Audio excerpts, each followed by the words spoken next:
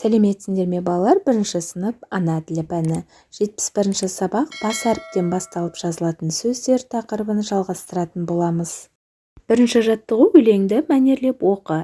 Нұрсұлтан мен Алматы. Оңтүстікте біреуі, солтүстікте біреуі.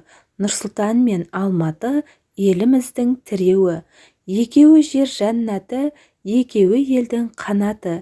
Егіз туған баладай Нұрсұлтан мен Алматы. Өлеңнің авторы Серікбай Оспанұлы. Жер жәннаты деп балалар ең көрікті, жанға жайлы жерді айтамыз. Ал енді балалар мәтін мазмұны бойынша берілген тапсырмаларды орындайық.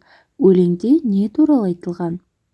Өлеңде ең әсем бас қалаларымыздың бірі қос қала Нұрсұлтан мен Алматы қалалары туралы айтылған. Өлеңде аталған қалалар туралы білетініңді айт. Балалар, өлеңде Нұрсұлтан және Алматы қалалары туралы айтылған. Нұрсұлтан қаласына қазір қайтадан Астана атауы берілді, сондықтан да Нұрсұлтанды Астана деп атасақ дұрыс болады. Астана Қазақстанның бас қаласы, Есіл өзенінің жағасында, елдің солтүстігінде орналасқан, саяси, әкімшілік және мәдени орталық. Бәйтерек, Хан Шатыр, Ақорда сияқты танымал нысандар бар. Алматы қаласы Қазақстанның ең үлкен қаласы және бұрынғы астанасы. Іле алатауының етегінде, елдің оңтүстік шығысында орналасқан, әсем табиғатымен, тауларымен, көгалдандырылған көшелермен және мәдени байлығымен ерекшеленеді. Медеу мұз айдыны, Шымбұлақ тау-шаңғы курорты, Көктөбе телемұнарасы сияқты танымал орындары бар. Екінші жаттығу: сөйлемдерді оқып, жер-су аттарын теріп жаз.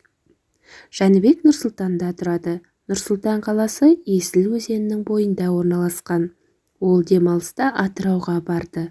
Жайық өзені қаланы екіге бөліп тұр. Адамдар өзеннен көпір арқылы өтеді. Жер-су аттарының қалай жазылғанын айт. Мұнда жер-су аттары Нұрсұлтан, Есіл, Атырау, Жайық. Жер-су аттары бас әріппен жазылып тұр. Үшінші жаттығу: берілген сөздердің ішінен қала аттарын теріп айт. Мұнда берілген сөздер қала, Тараз, ауыл, Семей, Қарағанды, Марғұлан, Іле, Ақтау.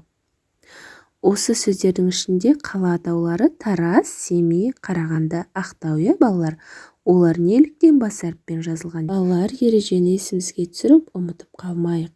Себебі қала, жер-су атаулары бас әріппен жазылады деген болатынбыз. Жұмыс дәптердегі соңғы тапсырма: өзің білетін қала аттарын жаз. А әрпінен басталатын қала балалар Ақтөбе немесе Ақтау, Алматы, Астана қалаларын жазуымызға болады.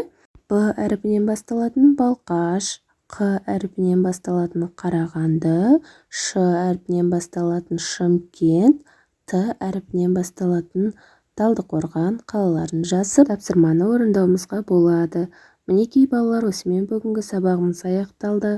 Сендерге барлық тапсырмалар түсінікті болды деген ойдамын. Балалар, каналды жоғалтып алмас үшін осы видеоның төменгі жағындағы подписаться батырмасын басып, каналға тіркеліп, қоңырауша белгісін басып қоюды ұмытпаңдар. Балалар, сол кезде жаңа сабақ сендерге бірінші көрінетін болады. Келесі жаңа сабақта кездескенше сау болыңдар.